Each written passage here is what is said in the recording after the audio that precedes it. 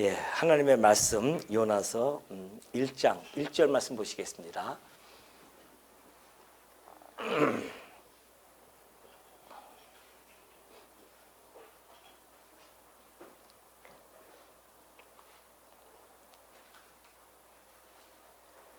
요나 1장 1절 여호와의 말씀이 아미떼의 아들 요나에게 임하니라. 이르시되 너는 일어나 저 큰 성읍 니느웨로 가서 그것을 향하여 외치라.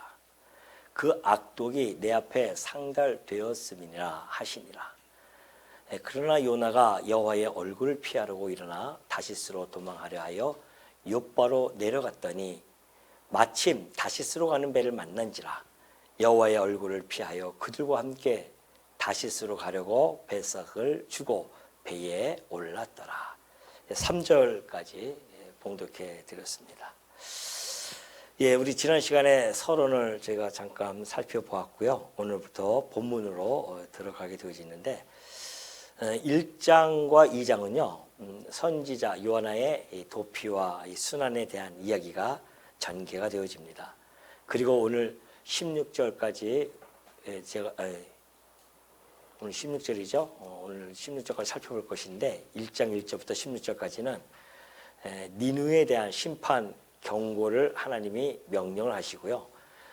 그러나 그 명령을 거부하고 요나는 피하여 가다가 폭풍 바다를 만나게 되어지는 그러한 내용이 16절까지 나타나게 되어지죠. 여호와의 사명을 받은 요나가요. 다시스로 피하려고 도망을 간다는 것이죠. 여기서 2절에 보면은 너는 일어나 그렇게 이야기합니다. 여기서 뭐 자리에서 일어나 이런 뜻은 아니겠죠. 이것은 하나님께서 그 요나에게 단호한 어떤 결단을 촉구하는 내용입니다. 너 일어나라 그런 것이죠. 왜 그러냐면은 앞으로 요나가 해야 할 일은 저 이역만리 그것도 적대국에 가서 외쳐야 하는 일입니다. 그 결단이 없으면 안 되죠. 그래서 하나님께서는 너 일어나서 가서 큰 성읍 니느웨로 가서 외치라 그렇게 명령을 하십니다. 왜냐하면 그 악독이 내 앞에 상달되어졌다는 것이죠. 그 악독이라고 하는 것이 사실은 지난번에 말씀드렸지만은 이 아수르 민족들이 하나의 그 전략이 있었습니다. 그러니까 포로민들을 대하는 행동들이 아주 포악했어요. 그래서 일단 정복을 하면은 아주 치를 떨도록 만듭니다. 못이 박힌 그러한 나무에다가 다 매달아 버립니다. 그리고 또 희생자들을 저 산채로 말뚝을 박기도 해요. 매달았다가 살아있는 자들은 또 가서 말뚝을 박아버립니다. 그리고 시체를 피라미드로 쌓듯이 이렇게 쌓고 놓기도 하죠. 그러니 그러한 소문들이 주변 국가에 넘어가면은 아수르가 쳐들어온다고 하면은 야, 전 나라에 함락을 당하면 살아남을 수가 없구나. 이거는 뭐 포로에 대한 인도적인 것 그거는 뭐 개나 줘버려라 이런 거죠. 그래서 그 왕 아수르의 정책 중에 하나가 이제 도시들을 다 불태울 뿐만이 아니라 전리품들도 약탈하고 포로민들은 강제로 다 이주시켜 가지고서는 아예 그냥 뿔뿔이 흩어지게 해서 말살을 시키고자 하는 그런 정책을 폈기 때문에 그때 당시에 이 아수르는 포악한 민족이라고 그렇게 소문이 났었습니다. 이것은 대형 박물관에 가면은 대형 지역 박물관에 가면은 거기에 그 아수르에 대한 그 돌로 이렇게 그림으로 만든 것 있잖아요. 그것이 다 있기 때문에 거기서 보면 포로를 다루는 그런 그림들이 거기에 있습니다. 그래서 이것들을 알 수가 있었던 것이죠. 그러니 뭐 그 주변에 있는 나라들은 두려워 떨 수밖에 없죠. 근데 그 악독이 하나님 앞에 상달되어졌다는 겁니다. 그러니까 이 상달되어졌다고 하는 것은 예를 들어서 뭐 아벨의 피를 하나님께서 아벨의 피가 내게 호소한다거나 그리고 이스라엘 민족들이 그 고난을 받으면서 부르짖는 소리가 내게 상달되어졌다. 그 같은 다 맥락 속에서 단어를 사용하고 있는데 그러니까 하나님께서는 그냥 어떤 이실론자들처럼 이 우주를 만드시고 자연의 법칙에 맡기고 우주 밖을 떠나셨다고 하는 그런 거하고는 전혀 다른다는 것이죠. 우리가 계시되어진 이 하나님은 여전히 하나님은 이 우주 만물을 창조하셨을 뿐만이 아니라 이곳에서 함께 이 우주 만물을 보존하시고 섭리해 가신다는 겁니다. 그래서 우리는 누구든지 그분의 힘입어서 살기도 하고 또 호흡도 하고 기도하는 그러한 모습을 우리는 여전히 가지고 있다는 것이죠. 그런 의미에서 하나님이 그 포악한 자들 그리고 그 포악이 내 앞에 상달되어졌다고 하는 것은 여전히 하나님이 이 우주의 역사를 이 세상의 역사를 섭리해 가심이 너무 분명하고 하나하나 다 당신께서 간섭할 뿐만이 아니라 인도해 가심을 우리는 충분히 알 수가 있죠. 그러니까 지금 어떤 자들은 막 그런 것을 행하면서도 떵떵거리고 잘 먹고 잘 산다고 해서 부러워할 것이 하나도 없습니다. 이미 그들이 행한 일들은 하나님께 다 상달이 되어져 있습니다. 지금 이 땅에서 편하게 살다가 죽었다고 해서 그들이 심판을 벗어나지는 못합니다. 하나님의 영원한 심판이 그들에게는 기다려지고 있어요. 이 세상에서의 심판은 아무것도 아니죠. 물론 그것도 때로는 하실 때가 있어요. 하지 않으실 때도 있습니다. 그것은 하나님의 뜻이에요. 그거는 그 포악을 행한다고 해서 이 땅에서 다 그렇게 심판을 받고서는 살지 않는다 말입니다. 때로는 심판받는 자들도 있죠. 예를 들어서 뭐 나치라든가 이런 히틀러의 그 산하에서 그냥 그런 짓을 했던 사람들은 나중에 다 이렇게 잡아내가지고서는 다 재판을 받지 않습니까? 국제재판을 통해서 다 그렇게 벌을 받듯이 그런 경우도 있지만은 그렇게 행했음에도 불구하고 벌 받지 않고 아주 편안하게 잘 살다가 간 사람들도 있단 말입니다. 그건 하나님의 뜻이죠. 우리는 그건 하나님의 뜻에 맡기는 겁니다. 그것 때문에 막 울분을 토할 이유도 사실은 전혀 없죠. 다만 하나님께서 그들은 그렇게 하다가 마지막 영원한 심판이 있으니까 그게 더 무서운 것이지 이 세상의 심판이야 뭐 그렇게 아무리 해봤지 7, 80년 사는 것인데 그리 중요하지 않습니다. 그런 의미에서 봤을 때는 우리가 이 역사 속에서 하나님이 행하시는 일들을 묵묵히 우리는 수납하면서 살아가는 것이죠. 오늘 이 니느웨의 성, 곧 아수르 민족들은 그들의 포악이 하나님께 상달되어지는 그런 경우입니다. 이게 지금. 그래서 하나님께서는 심판 대신에 놀랍게도 하나님께서는 그곳에 은혜를 베풀어 준단 말입니다. 이것도 또 묘한 일이죠. 하나님이 하시는 섭리는 그래서 우리가 깨달을 수가 없어요. 우리의 생각과 하나님의 생각은 동이 서에서 먼 것처럼 멀다고 했습니다. 우리 생각은 이런 포악이 그 악독이 하나님 앞에 상달되었으면 뭐 요나를 부릅니까? 거기에서 그냥 번개를 한번 쳐가지고서는 니느웨 성은 완전히 소돔과 고모라처럼 무너뜨리면 얼마나 좋겠어요. 그것이 우리의 생각입니다. 근데 하나님은 그러한 곳에 오히려 요나를 보내서 회개의 기회를 주신다는 거 아니겠습니까? 이것이 하나님의 은혜고요. 긍휼하심, 자비하신 속성 중에 하나입니다. 만약에 하나님께서 공의만 실현시키신다고 한다면 오늘 우리도 지금 예수님 믿기 전에 다 벌써 죽을 자들이죠. 근데 그 하나님의 공의 안에는 반드시 하나님의 크신 사랑이 함께 굴러가기 때문에 그 사랑 앞에 무릎을 꿇지 않았을 때의 공의가 실현되어지는 거기 때문에 우리가 오늘 그 공의가 실현되기 전에 하나님의 사랑 앞에 녹아져서 하나님 앞에 나왔다는 것, 이것처럼 행복하고 복된 것은 없다는 겁니다. 오늘 니느웨 성이 그 복된 자리에 하나님이 초대한 겁니다. 그 요나를 보낸 거예요.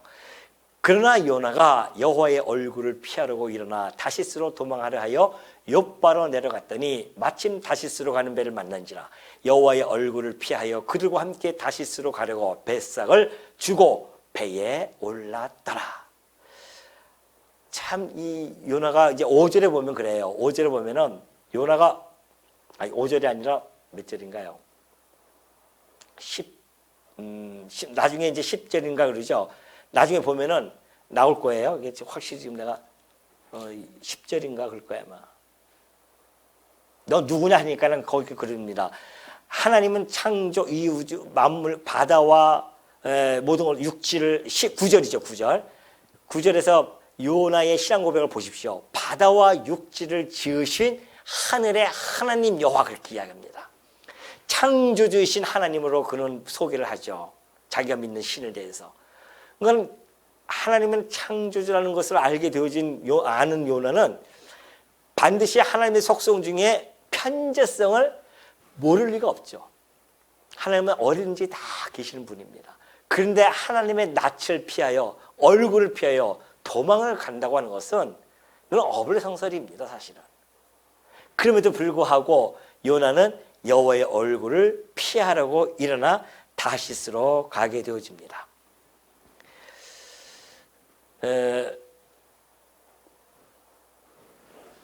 이거 어디가요?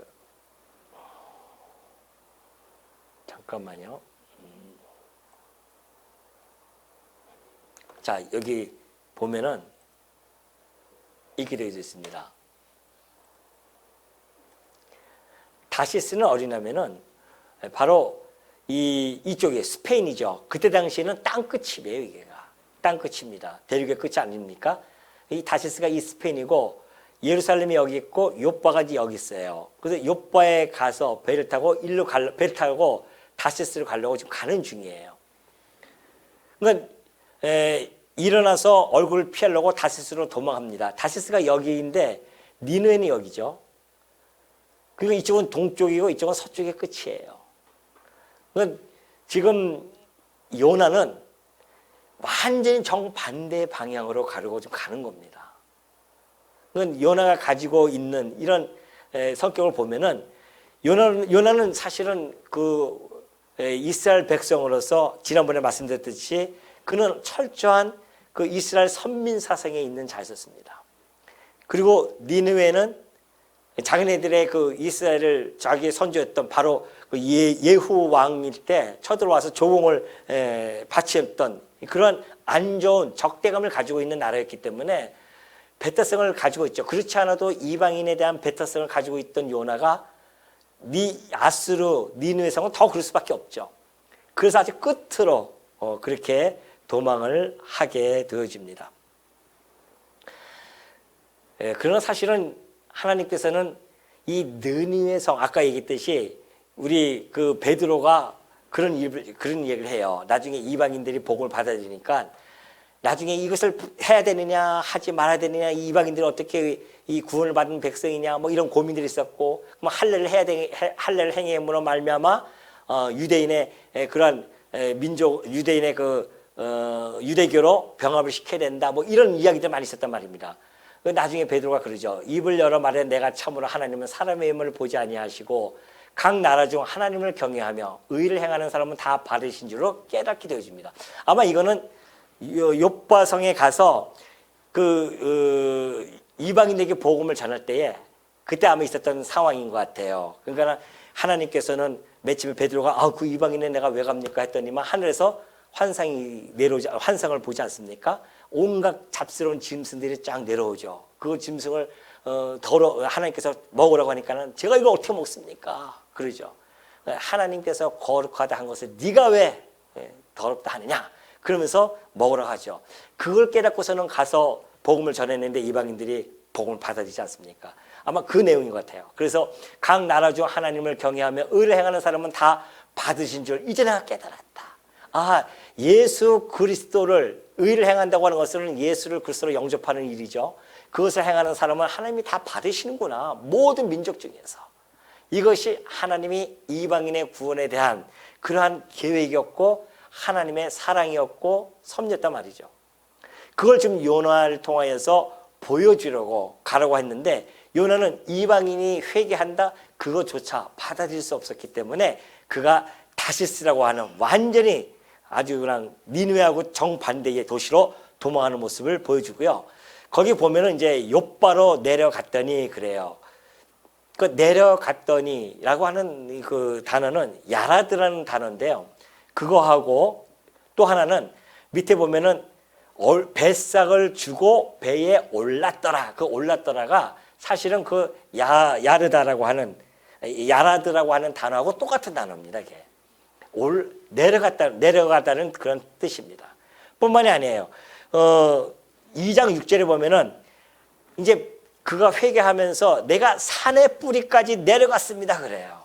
그때의 내려감도 같은 야라드라는 단어를 사용하죠. 내려갔다는 겁니다. 그러니까 사실 이 요나스를 기록하면서 의도적으로 이런 표현들을 자꾸 쓰죠. 내려갔다고 하는 것은 점점 하나님의 낯을 피하여 멀어져가는 그러한 모습을 우리가 알 수가 있는 거죠. 영적으로 점점 하나님과 멀어져가는 모습, 점점 침륜에 빠져가는 그러한 상황, 이런 모습들을 지금 단계적으로 잘 묘사해주고 있는 것이죠. 하나님의 명령을 불순종하고 그걸 떠나서 내려가는 모습, 더군다나 배 밑에 내려가서 숨어버리는 그 모습은 지금 마치 하나님의 명령에 불순종해서 떠나가는 그런 모습을 너무나 잘 보여주고 있습니다. 요나의 이러한 불순종과 배타성은요, 사실은 그때 당시 이스라엘 백성들의 그런 선민 사상, 곧 이스라엘 백성들을 보여주는 그 하나의 자화상이라고 할 수 있습니다. 교훈적으로 보면 오늘 우리들의 모습이겠죠. 우리도 여전히 하나님의 뜻을 불순종하고 살아가는 우리가 모습이 보여지지 않습니까? 이 불순종이라고 하는 것은 아담 이후로 태어나는 아담부터 불순종이 시작해서 아담 이후로 태어나는 모든 인간들은 불순종을 가슴에 안고 살아갑니다. 그 불순종에서 하나님이 순종의 길로 전환시키는 이 놀라운 역사는 하나님의 영이신 성령만이 가능한 거거든요. 오늘 여러분이 불순종의 길로 가다가 순종의 길로 접어든 것은 여러분의 공로, 여러분의 힘으로 되어진 것은 결코 아닙니다. 인간은 불가능해요. 그러니까 하나님의 이 말씀이 없이는 인간이 가다가 갑자기 하늘을 보면서 또는 1월 성신을 보면서 내가 하나님께로 가야겠다고 이렇게 돌아서는 자는 없습니다. 하나님의 이 말씀을 깨닫고 성령께서 이 말씀을 깨닫게 해주셔야 돌아와서 다시 한번 순종의 길로 가려고 애쓰고 노력하는 모습을 우리가 보여줄 수 있는 거죠. 오늘 우리가 이 자리에 앉아서 하나님의 말씀을 듣고 하나님의 뜻을 분별하면서 순종하기를 원하는 그 마음을 누가 주셨냐 말입니까? 성령이 아니고서는 안 된다는 겁니다. 성령이 오셨기 때문에 성령이 내 안에 내주하고 계시기 때문에 우리가 바로 그 불순종의 길에서 유턴을 해서 바로 순종의 길로 가는 이 놀라운 역사 속에 우리가 지금 살아가고 있는 것이죠. 근데 마침 거기 이제 다시스에 갔어요. 욥바로 딱 갔더니만 여호와의 얼굴 펴러 갔죠. 그리고 3절입니다. 다시스로 도망하려 하여 욥바로 내려갔더니 마침 그래도 이거 마침이 다시스로 가는 배를 만납니다. 그것도 가장 멀리 있는 다시스 가는 배를 딱 만났어요. 마침. 그건 어떻게 보면 일이 참 순조롭게 잘 돼가고 있잖아요. 그걸 우리는 형통이라고 이야기합니다.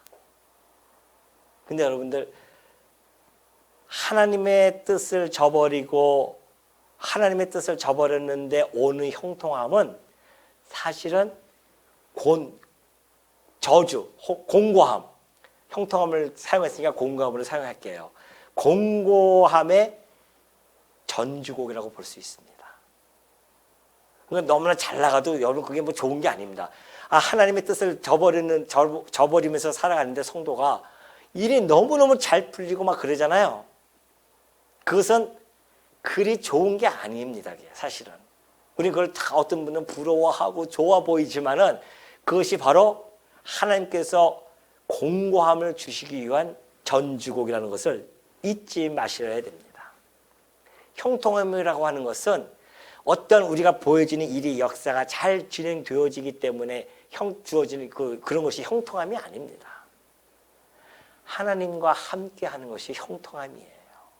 그것이야말로 진정한 형통함입니다. 비록 이 현실을 암담할지라도 내가 앞에 있는 상황들은 어둡고 캄캄할지라도 만약에 그 현실 앞에 하나님께서 나와 함께 하심을 믿고 살아간다고 한다면 하나님 나와 함께 동행한다고 믿고 살아간다고 한다면 그 삶은 형통한 삶입니다. 근데 내가 지금 하나님을 떠나서 살아가면서 잘 된다? 그건 형통함이 아니에요. 오히려 저주의 길을 가고 있는 중입니다. 하나님이 사랑하는 백성이라고 한다면 반드시 저주의 길로 집어넣습니다. 그래서 깨닫고 돌아오게 만들어요. 그래서 그런 여러분 간증 많잖아요. 내가 하나님을 떠났을 때는 너무 잘 돼가지고 뭐 그냥 겁이 날 정도로 잘 돼요. 그런데 하루아침에 그냥 만재망해가지고 쪽박 차가지고서는 거지 노릇하면서 성부여 의지 없어서 손들고 옵니다. 노래 부르면서 온단 말입니다. 하나님이 그렇게 만드신단 말이죠. 왜? 사랑하는 백성이니까. 사랑하지 않는 백성은 그냥 냅두죠. 잘 먹고 잘 사다가 죽어서 마지막 심판에 도달하게 하지만 하나님의 백성은 징계를 통하여서 깨닫고 돌아오게 한단 말입니다. 그러니 우리가 지금 하나님의 뜻을 잘 우리가 순종하면서 살아가는데 뭐든지 잘 된다? 그건 다 좋은 거예요. 그걸 통해서 내가 하나님의 일을 더욱 많은 것을 할 수 있다고 한다면 더 좋죠. 그러나 내가 지금 하나님을 떠나 있는데 막 그냥 여기처럼 마침 저희 같다면 마침 뭐 아주 일이 형통하게 딱딱 뭐 풀리는 거예요. 마침 잘 되고 막 이러는 거죠. 이 마침이 좀 무서운 겁니다. 그러나 하나님 안에서 살고자 애쓰는 자들의 마침은 형통함이 틀림이 없죠. 요나 입장은 지금 그게 아니었단 말입니다. 얼굴을 피하려고, 여호와의 얼굴을 피하려고 가는데 마침 자기 계획대로 다시스로 가야 되겠다 했는데 자기 계획이랑 착착 맞아떨어집니다. 그래서 그는 의기양양해서 배를 타고 배에 오르죠. 뱃삭을 주고 배에 오릅니다. 그러면서 여호와께서 큰 바람을 4절입니다. 바다 위에 내리심에 바다 가운데에 큰 폭풍이 일어나 배가 거의 깨지게 된지라. 여호와께서 큰 바람을 내리심에 그렇게 돼 있죠. 큰 바다 위에 내리심에. 사실은 이 내리심에는 단어가 이제 툴이라는 단어를 쓰는데 집어 던지다 이런 뜻이에요. 이게 요나를 바다에 집어 던지다. 그 같은 단어입니다. 나중에 나오겠지만 하나님께서 폭풍을 어떻게 해요? 집어 던져버렸어요. 무슨 뜻입니까 이게? 하나님께서 지금 요나에게 단호하게 징계를 내리신다는 겁니다. 하나님의 말씀을 불순종하고 가는 그를 가만히 둘 수 없잖아요. 하나님이 그를 징계하는 것이 바로 폭풍을 시에게 던졌다는 것이죠. 그러니까 여러분 보십시오. 하나님은 폭풍을 준비해 놓고 지금 어디로 가요? 백기를 아주 딱딱 맞아 떨어지게 해 배를 준비해 놓고 있었단 말입니다. 하나님이 이스라엘 백성들을 홍해길을 준비해 놓고 홍해 앞에 가다 두기도 하시지만 하나님의 뜻을 저버리고 가는 자들에게는 하나님이 그러한 공고함을 딱 준비해 놓고 형통함을 집어넣는단 말이죠. 아니면 달라요. 배를 타고 딱 가는데 맨 밑에 가서 누워서 깊이 잔다고 했습니다. 큰 바람이 불어지고 바다 위에 폭풍을 하나님께서 집어 던져지니까 바다 가운데 큰 폭풍이 일어나 배가 거의 깨지게 된지라. 사공들이 두려워하여 각각 자기의 신을 부르고 또 배를 가볍게 하려고 그 가운데 물건들을 바다에 던지니라. 그러나 요나는 배 밑에 내려가서 누워 깊이 잠이 든지라. 보십시오 여러분. 지금 선원들은 각자의 신들이 있어요. 배를 타고 살아가는 자들은 어쩔 수 없습니다. 왜? 그 거대한 자연 앞에 언제든지 생명이 경각에 달려있기 때문에 나름대로의 신들을 다 모시면서 살아갑니다. 근데 이게 웬일이에요? 지금 어마어마한 지금 이 지중해에 바람이 불기 시작합니다. 이때 그 바울이 갔을 때요. 바울이 그 폭풍을 배 타고 바다에 갈 때에 폭풍을 만나듯이 그 같은 그런 종류예요. 이게 같은 바닷길이니까 그 폭풍을 만날 때에 그 선원들은 자기 신들을 부릅니다. A신이요, B신이요, 뭐 C신이요 이러면서 부를 거 아닙니까? 근데 여전히 폭풍은 멈추지 않습니다. 지금 밖에서는 죽느냐 사느냐 달려있는데 요나를 보십시오. 요나는 어떻게 해요? 배 밑층에 내려가서 누워 깊이 잠든지라. 무엇을 지금 보여주고 싶은 겁니까? 지금 이 자기는 위에서는 죽느냐 사느냐 달리고 있는데 지금 이 요나는 그런 감각조차도 다 잊어버리고 깊이 잠들어 있습니다. 오늘날 이 현 시대에도 마찬가지입니다. 지금 하나님께서 이 보여주는 이 시대가 팬데믹부터 시작해서 지진 모든 자연재해가 일어남에도 불구하고 여전히 배 밑에서 누워서 편히 잘 깊이 잠든 사람들이 이 세상에 얼마나 많은지 몰라요. 이것이 바로 영적인 감각, 무감각입니다. 영적으로 깊이 잠들어 있는 상태. 그걸 지금 보여주고 있는 거죠. 항상 그래서 우리가 깨어있지 아니한다고 한다면 그것은 우리도 역시 마찬가지입니다. 지금 이런 상황들을 우리가 영적인 감각에 깨어있으면요. 알죠. 우리 주님이 얘기했듯이 내가 가까이 오면 올수록 이런 일들이 일어날 것인데 너희들이 항상 깨어있으라 그렇게 얘기합니다. 그래서 바울도 예수님도 그랬지만 바울도 우리는 다른 이들과 같지 않냐. 우리는 저 세상 사람들과 같지 않다는 거죠. 다르다는 겁니다. 그렇기 때문에 우리는 자면 안 된다는 겁니다. 자지 말고 오직 깨어 정신을 차리자. 그런 이야기를 바울은 데살로니가 있는 성도들에게 전달해 준 바가 있습니다. 깨어 정신을 차려야 됩니다. 이 현실을 똑바로 직시하고 있어야 돼요. 지금 돌아가는 이 정황들을 정확하게 알고 있어야 됩니다. 주님의 때가 점점 다가오는구나. 복음은 이미 이스라엘에 하나님께서 던지셨고 지금 그곳에 복음이 들어가고 있고 지금 온 세상에 돌아가는 걸 보면은 우리 주님이 점점 가까이 오는 것은 틀림없는 사실 아니겠습니까? 왜? 모든 민족에게 복음이 증거된 후에야 예수님이 오신다고 하셨고 그리고 앞에 예수님이 오시기 전에 수많은 이 재앙들 그리고 이 재난들 여러 가지 이 자연적인 현상들이 나타날 것을 말씀해 주셨기 때문에 우리는 그런 것들을 항상 깨어있기 때문에 그걸 알 수 있지만 세상 사람들은 깨어있지 못하고 다 그럼 죽어있는데 어떻게 알겠습니까? 그저 다 재수로 돌려버립니다. 재수 없어. 운이 없어. 다 운명으로 그렇게 생각하지만 오늘 우리 성도들은 깨어 정신을 차리고 있기 때문에 이 현실 세계를 바라보면서 하나하나 우리의 몸과 마음의 가짐을 가질 수밖에 없다는 것. 이것이 성도가 가지고 있는 특기 아니겠습니까? 요나 보십시오. 지금 누워 깊이 잠들 때입니까?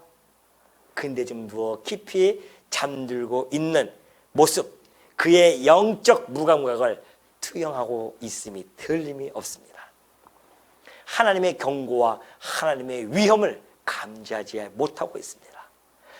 8절에 보니까 선생이 그에게 가서 이르되 자는 자여 어찌함이냐 일어나서 내 하나님께 구하라. 혹시 하나님이 우리를 생각하사 망하지 아니하게 하시리라 하니라. 자기네 신들을 다 불렀는데 안 되니까 마지막 보니까는 그 요나가 밑에 자고 있어요. 이 사람아 지금 때가 오는 때인데 자고 있느냐 말이죠. 깨웁니다. 너도 믿는 신이 있을 것인데 혹시 네 신이 들어줄 줄 알겠느냐 한번 해봐라 그런 이야기죠. 그러면서 그들이 서로 이르되 자 우리가 제비를 뽑아 이 재앙이 누구로 말미암아 우리에게 임하였나 알아보자 하고 곧 제비를 뽑으니 제비가 요나에게 뽑힌지라. 그들이 한번 그들은 이제 운명을 걸어보는 것이죠. 그래서 누가 도대체 이 재앙이 말미암았는가? 그래서 한번 제비를 뽑았어요. 이 재앙이 누구에게 왔는가? 그런데 이게 웬일이에요? 제비를 뽑았는데 제비가 요나에게 뽑히게 되어집니다. 하나님은요, 다양한 하나님의 그 언어는 다양하죠. 이 자연을 통해서도 말씀해 가실 뿐만이 아니라 또 이런 제비 뽑기 이런 것들도 다 하나님의 뜻이 아닙니까? 그게 하나님의 언어예요. 하나님의 언어는 이렇게 다양하게 표현이 되어집니다. 그러니까 우리가 어느 시인의 말 고백처럼 이렇게 이야기하고 있지 않습니까? 무릇 주를 이거 아니네요. 어디 갔어요? 제가 이거는 안 집어넣었군요. 죄송합니다. 예, 시편에 보면 그래요. 하늘이 하나님의 영광을 선포하고 궁창이 그의 손으로 하신 일을 나타내는도다. 하늘이 하나님의 말씀을 선포하고 있는 중입니다. 천둥치고 번개치는 거요. 그게 하나님의 언어로 알아들으면은 영적인 감각이 아주 날카로운 분이시고요. 오면 무섭다고 해서 숨고 막 이러시는 분들 계시지만은 사람들이 왜 무서워합니까? 번개 칠 때에. 예, 뭔가 잘못해서 그러니까 그들도 머릿속에는 뭔가 그 하나님에 대한 계시되어진 하나님은 모르지만 그들은 다 어떤 종교의 씨앗들이 있단 말입니다. 이 마음속에는. 그러니까는 그 종교의 씨앗을 가지고서는 신에 대한 막연한 그 신을 갖다가 이렇게 동경하다 보니까 그 신이 번개를 치나 보다 그렇게 알고 있어요. 그러나 우리는 그 신에 대한 정확한 계시가 하나님 계시해 줬기 때문에 정보를 알고 있습니다. 하나님, 살아계신 하나님, 이 우주 만물을 창조하신 하나님, 그리고 당신의 아들을 보내신 하나님, 우리는 그 계시되어진 하나님이 이 천둥과 번개를 보내실 뿐만이 아니라 때에 따라서는 늦은 비와 이른 비를 때에 따라서 주시는 하나님, 이 모든 것들이 다 그의 음성이라는 것을 우리는 알 수가 있는 거죠. 그러니 날은 날에게 말하고 밤은 밤에게 지식을 전하는 이런 모든 것들이 다 하나님의 음성이라는 것을 우리가 안다고 하는 것은 참으로 성령이 아니고서는 우리가 이것을 깨달을 수 없는 것이죠. 제비도 마찬가지입니다. 여기 보면은 그래요.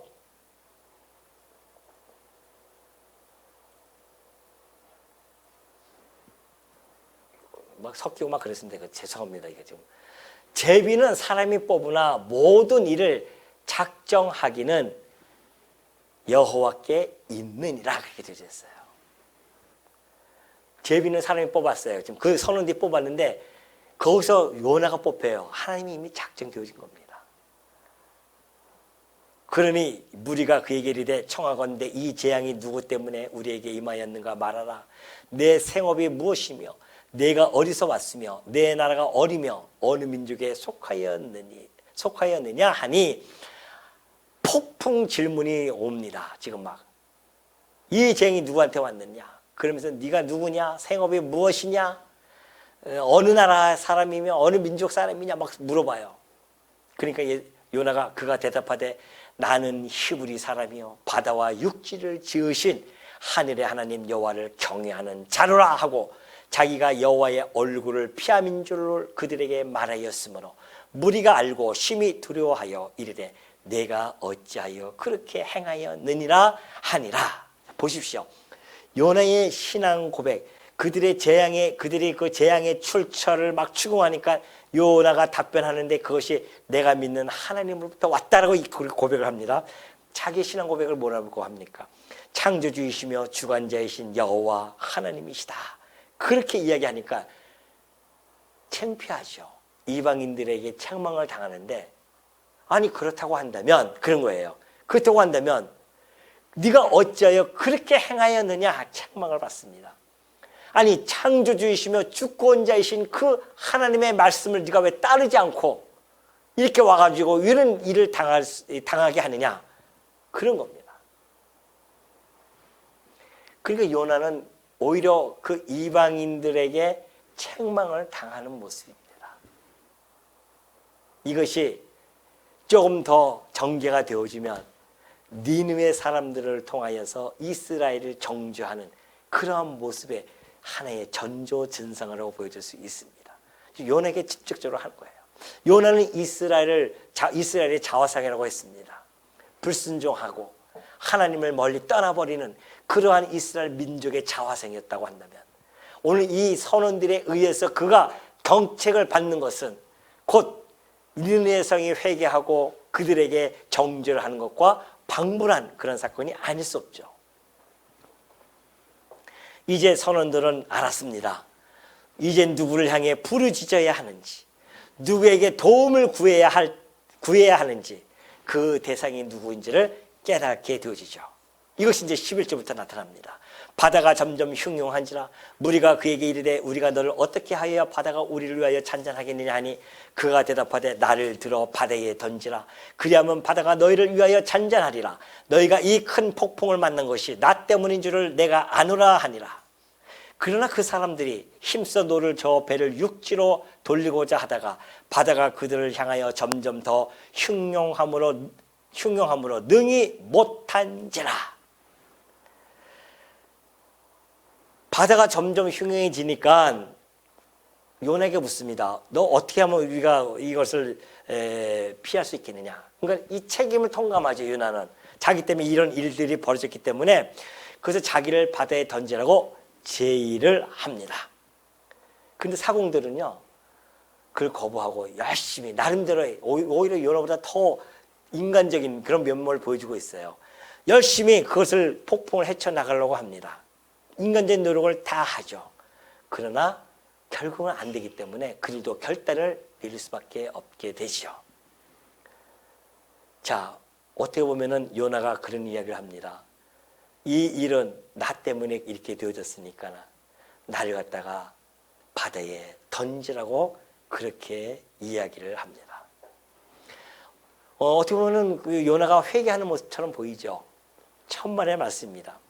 요나가 그런 결단을 내는 것은 어떤 그 표면적으로 정말 회개하는 그런 모습처럼 보이지만은 그러나 여전히 하나님 앞에서 자신을 낮춰지는 그런 모습은 결코 아닙니다. 회개하는 것이 아니라 오히려 완악한 태도를 보여주는 것이죠. 진정한 회개는요 그렇게 하면 안 됩니다. 내가 하나님 앞에 죄를 졌다. 그러니 이제 내가 다시 니느웨로 돌아가겠나이다. 하나님이 내게 명하신 그 명령대로 내가 순종해서 그들에게 외치겠나이다. 이래야 되는 거 아니겠어요? 여러분 어떻습니까 생각이? 그게 진정한 회개가 아니겠습니까? 다시 원위치로 돌아가겠나이다. 그것이 회개지. 죽는 거는요 오히려 편해요 더. 사실 이 요나는 그것까지 생각했을지도 모릅니다. 아이고 내가 저 포악한 나라에 가서 그 포악한 민족에게 가서 내가 회개를 외친다? 차라리 내가 그냥 죽는 게 낫지. 죽으면 차라리 아무것도 안 하고 편하잖아요.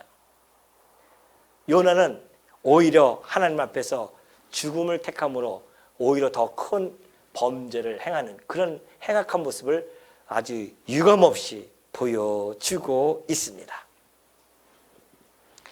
무리는 어쩔 수 없이 여호와께 부르짖습니다. 여호와여 구하고 구하오니 이 사람의 생명 때문에 우리를 멸망시키지 마옵소서. 무지한 피를 우리에게 돌리지 마옵소서. 주 여호와께서는 주의 뜻대로 행하심이니이다. 드디어 결단을 내리고 혹시 이 사람을 우리가 물에 던질 것인데 그렇다고 해서 우리에게 무지한 피를 우리에게 돌려서 우리도 생명을 걷어가지 말라고 그들은 그렇게 하면서 여호와께서는 주의 뜻대로 행하실 것입니다. 어떻게 이런 고백이 나옵니까? 어떻게 이런 고백이 나왔을까요? 그들이 하나님을 두려워하면서 오히려 하나님을 경외하는 그런 모습으로 지금 앞으로 자기네 해야 할 일들에 대해서 두려운 마음으로 지금 그 앞에 섰습니다. 그러면서 하는 이야기가 바로 여호와의 뜻대로 행하실 것입니다. 그렇게 이야기를 하고 있습니다. 이 요절은요, 사실은 요나서 전체에 아주 짙게 배어져 있는 하나님의 주권 사상을 아주 함의하고 있는 중요한 요절 중에 하나입니다. 이 부분은 제가 마지막 요나 결말에 가서 제가 더 말씀을 드릴 것입니다. 이 요절이 얼마나 중요한 요절이며 이 요절을 통하여서 하나님이 요나서를 통하여 무엇을 보여주고 싶으신 것인지를 요나서 결말에 가서 제가 말씀을 드릴 겁니다. 소문난 잔치에 먹을 것이 없다라는 우리 사람들의 그 얘기를 듣고 혹시 기대를 안 하실지도 모르겠지만 그래도 기대해 보시고 결말을 기대해 보시기 바랍니다. 저는 이걸 요절 보면서 주의 뜻대로 주 여호와께서는 주의 뜻대로 행하십니다. 어떻게 보면은 요나서 1장 1절부터 마지막 4장 끝때까지 하나님의 뜻에 의해서 섭리되어졌음을 저는 충분히 인지할 수가 있었습니다. 하나님의 연출에 의해서 이 모든 것이 이루어졌다는 겁니다.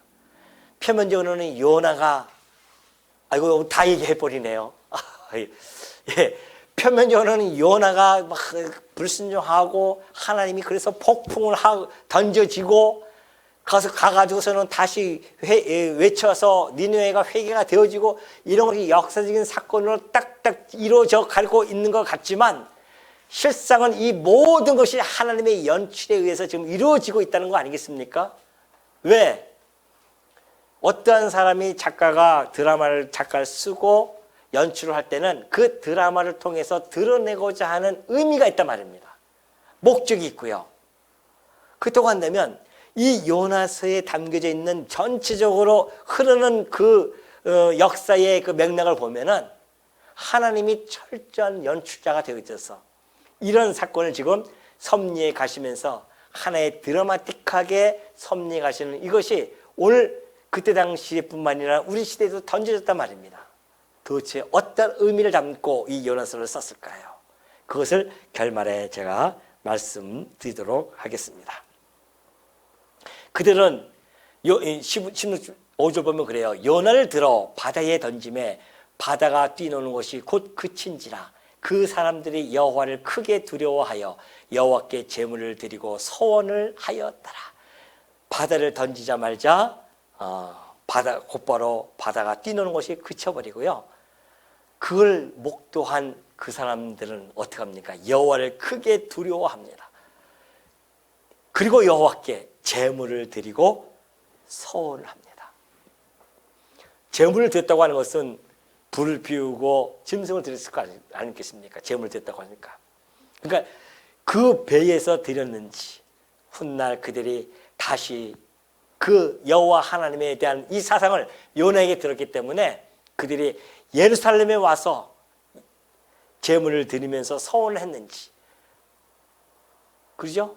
그건 잘 모르겠지만은 추론해 보건대 아마 예루살렘에 와서 드리지 않았을까.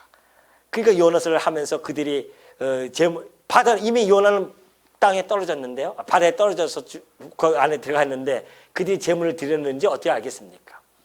그러니까 훗날 이것이 들려진 걸 보면은 아마 이 선원들이 여호와께 돌아와서 회개하고 뭐 그러한 사건들이 벌어지지 않았나라고 보는 학자들도 많이 있습니다.